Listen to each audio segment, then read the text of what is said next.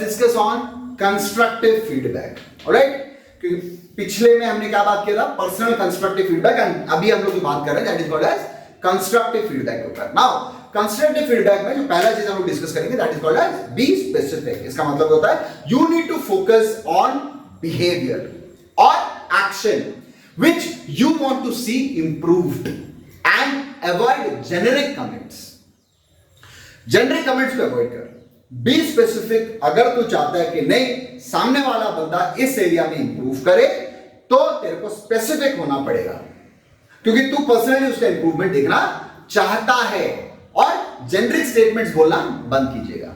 Right, next, be honest and actionable. So it will provide specific examples to support your feedback. You need to provide. Now, for example, imagine that a person is working on communication skills, right? Now, you have to be honest. Honest का मतलब क्या है?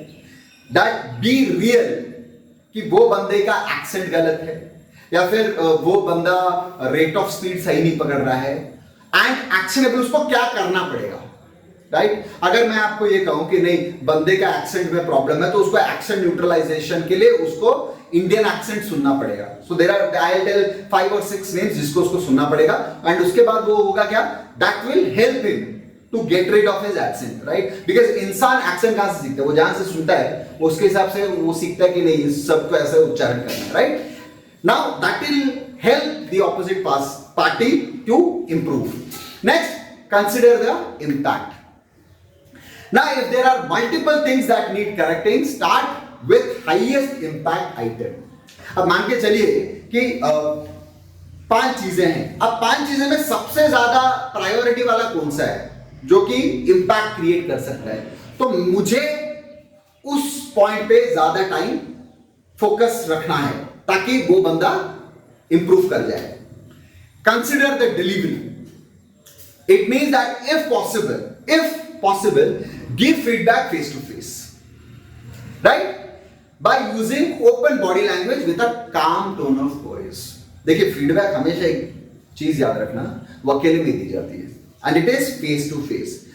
It's not that 3-4 people are there and you're giving the feedback. That is not the right method at all.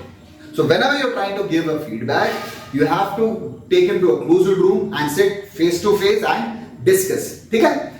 Acknowledge the good work. दोस्तों एक चीज हमेशा याद रखना, you can express concern about a change in performance while also acknowledging previous good work.